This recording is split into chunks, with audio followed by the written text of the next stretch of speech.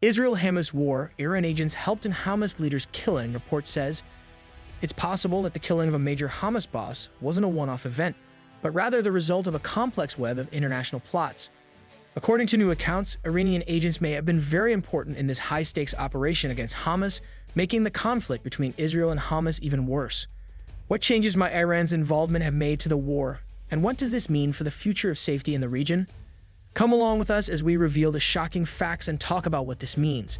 You will not want to miss this in-depth look at a big event that could change the Middle East balance of power. Ismail Haniyeh, the head of Hamas, passed away, and Iran made the announcement on Saturday that it has revealed a significant amount of information from its investigation into his death. It was reported by Iran that the head of Hamas was murdered by a short-range projectile that was fired from outside the guesthouse in Tehran where he was staying. The Islamic Revolutionary Guard Corps, which is the most powerful military institution in Iran, published a statement that revealed the findings. The announcement was issued by the Islamic Revolutionary Guard Corps. The official media also made the announcement available to the general audience. The killing of Haniyeh, which occurred early on Wednesday morning, was a stinging embarrassment for Iran's security and intelligence services. Haniyeh was in Tehran for the inauguration of the new president, and he was participating in the ceremony. According to the statement, which accused Israel of carrying out the operation, it was stated that the operation was carried out using a short-range projectile with a warhead that weighed around approximately 15 pounds. It was mentioned in the statement that it caused a strong explosion, but it did not provide any other information. Regarding the attack, Israeli officials have decided not to comment on it when they were asked about it. The most senior political figure in Hamas, Haniyeh, played a crucial role in the discussions that led to the resolution of the crisis in the Gaza Strip. He was also essential to the success of those negotiations. His departure from the enclave occurred in the year 2019, and he did so in order to concentrate on expanding Hamas's contacts with other countries globally. He's been spending his time living in Qatar and Turkey, with sporadic travels to Iran thrown in for good measure. Iran made a statement on Saturday that appeared to be an attempt to deny a claim that was published in the New York Times.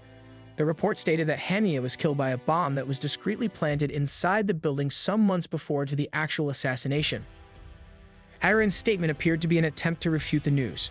An operation that was meant to install an explosive device in a guest house that was used by close Iranian allies would have required many more layers of Iranian security to be cracked than an attack that was launched from the outside. This is because the guest house was used by Iranian allies. Additionally, Hamas authorities have said that Haniyeh was killed by a rocket or missile. However, they have stressed that they desire to wait until Iran has finished its investigation before making any additional pronouncements. It was on Friday that the representative of the group in Tehran issued a statement regarding the death that had taken place. In an interview with a new Arab publication, which is based in London, he revealed that he was present in the building at the time of the occurrence. He thought it was an earthquake or thunder, but it was neither, according to the author. The guest house was shaking so hard that he thought it was any of those things. There is a high level of tension in the region as a result of the suspicions that Iran may launch an attack against Israel in the coming days as a form of retaliation for the killing. This fear is causing the region to experience a high level of tension. The United States of America has made preparations to aid Israel in its defense against an attack of this sort by shifting military capabilities in the region. These assets include warships and fighter jets, among other things. This month, a number of commercial airlines have canceled flights as a result of the looming threat, which was presumably instructed by Ayatollah Ali Khamenei, the supreme leader of Iran, in the aftermath of the death. The warning apparently occurred after the death of the individual. Due to the fact that Israel and Hezbollah, a political party and terrorist group in Lebanon, are currently engaged in skirmishes that have the potential to grow into a full-scale war, the situation in Lebanon, which is located on the other side of the border, is particularly tense. The United States Embassy in Beirut issued a request to any Americans who are present in the country and desire to escape. The request stated that they should book any ticket available to them, even if that flight does not depart immediately or does not follow their first choice route. This was due to the fact that flights departing from Lebanon were simultaneously grounded. A statement was published on Saturday by the British Embassy in Beirut, recommending people of the United Kingdom not to travel to Lebanon. The statement was issued on this day. In the statement, which was addressed to individuals who were already present in Lebanon, it was suggested that you should leave while commercial flights remain available. In accordance with the statements made by Mahmoud Bassel, a spokesperson for Gaza's civil defense, a strike on a school located in the northern part of Gaza on Saturday resulted in the deaths of 16 victims. In his opinion, the assault that took place at the Hamama school, which is located in the Sheikh Radwan district, resulted in an undetermined number of more injuries. In addition to that, he added that the school was offering a safe haven to people who had been driven from their homes. According to him, the individuals who were looking for shelter, they were given the instruction to evacuate, and those individuals who chose to remain were struck by 3 missiles who were fired at them.